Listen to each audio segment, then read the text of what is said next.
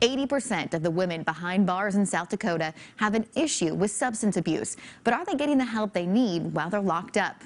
In many cases, it doesn't look like it. Our 2016 KELOLAND News investigation, Jammed in the Joint, looked at the increasing number of inmates, high turnover, and staff shortages at the women's prison in Pierre. Many of those problems linger today. In fact, the prison population has jumped from 427 in 2016 to more than 500 today in Pierre. The depleted staff is having a difficult time keeping up. While a majority of the women in prison need treatment for drug addiction, that's just not possible. Angela Kennedy talks with two former women's prison workers in tonight's KELOLAND News investigation who paint a bleak picture of treatment for addiction behind bars. We've brought you Jessica's journey, the story of Jessica Pfau, who is an opioid addict who overdosed and was revived by Narcan. Pfau is serving her prison sentence because she's a habitual offender who took drugs behind the wheel of a parked car. We recently spoke with her on the phone from the Community Work Center about what was happening in the minimum security unit. I think sometimes it's probably easier to have access to certain drugs inside prison than it is out. And I think that might be a big, eye-opener for a lot of people. So it's ridiculous. People get high on Benadryl in here. They take 40 at a time. People get high on cold medicine. There's been methamphetamine. Two girls went to what's called the Hole last week for failing a drug test for meth. They go out and they work in the community. And then they come back in, and, if they don't have pat-downs, they bring in drugs. June Russell worked as support staff at the women's prison for 5 years before retiring a year ago. Russell says she saw the treatment programs within the women's prison deteriorate during her tenure there. I loved my job. I loved it. Those ladies out there, a lot of them are just begging for help. We're in the middle of a crisis with the opioid epidemic and meth epidemic. This former licensed women's prison addiction counselor asked not to be identified because she still does business with the state. She says when she first started working at the women's prison more than a decade ago, the drug treatment programs were well run. We had a great program going with the meth program. We had a specific meth treatment program running. We were running open-ended groups, running 3 groups at a time. We were running Saturday morning art therapy groups. We ran treatment groups that they were getting out into the community, running graduations, and the women were going back out into the community, and most of our women were staying out in the community and doing well with the meth treatment. You thought it was effective? We thought it was very effective. But as the years went on, this former counselor says they were expected to help more inmates with fewer and fewer staff.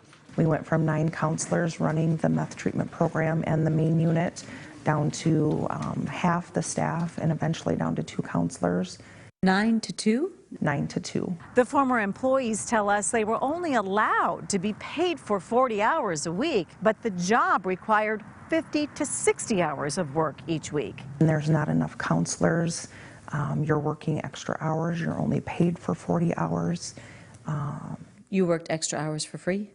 We had to. Most weeks I worked 60 to 65 hours a week. And you only got paid for 40? Yes. Isn't that illegal? One would think. Yes. Russell says while she wasn't a counselor, her job also required additional hours. I was doing more than what was needed. There were times that I would put in 9 or 10-hour days because it needed to be done. After years on the job, burnout due to staff shortages forced both of these former employees to leave. So why do you think things changed? Management changed. I think that, honestly, when Dugard went into becoming governor, he changed a lot of things, and we got new management. Now with Governor Kristi Noem at the helm, the women say not much has changed on the surface. As KELOLAND Investigates has reported, Jessica Pfau was only offered access to AA and NA meetings behind bars, not to intensive treatment. According to new information we just confirmed with the state, 2 more mental health therapists are leaving the women's prison this month, leaving just 1 mental health therapist on staff. Only one licensed addiction counselor remains on staff, but DSS says there are 4 addiction counselor trainees. If you're not getting those things treated, you can't make change. If you don't treat your cancer, it continues to grow. If you don't treat your mental health, it continues to get worse. It implodes.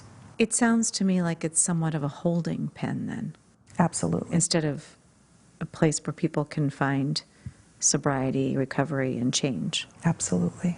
If the facility were a treatment environment, a recovery environment, that were a co-occurring treatment program, and you were able to run open-ended groups, and those women were addressing their needs, mental health, chemical dependency, cognitive behavior therapy, moral recognition treatment.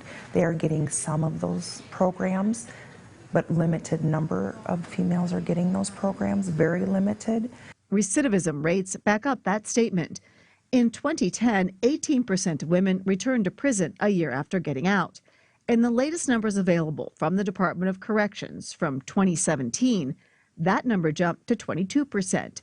In 2010, after 3 years, 35% were back behind bars, but the state hasn't posted any data on that after 2015. The revolving door is very expensive.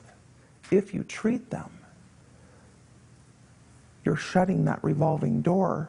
I'm on meth. I'm on meth. I'm on it too. They may be saying that meth, we're on it, we're working on it, but where are those teams? What are they doing?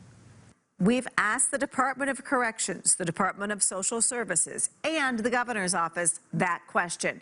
We asked for interviews with the 2 secretaries of those departments, as well as the governor, but they were all denied. Governor Kristi Noem's office told us that her budget includes $4 million for treatment services with the state's prisons this year, but would not give the amount specified for treatment at the women's prison. Her office told me they were too busy with the coronavirus.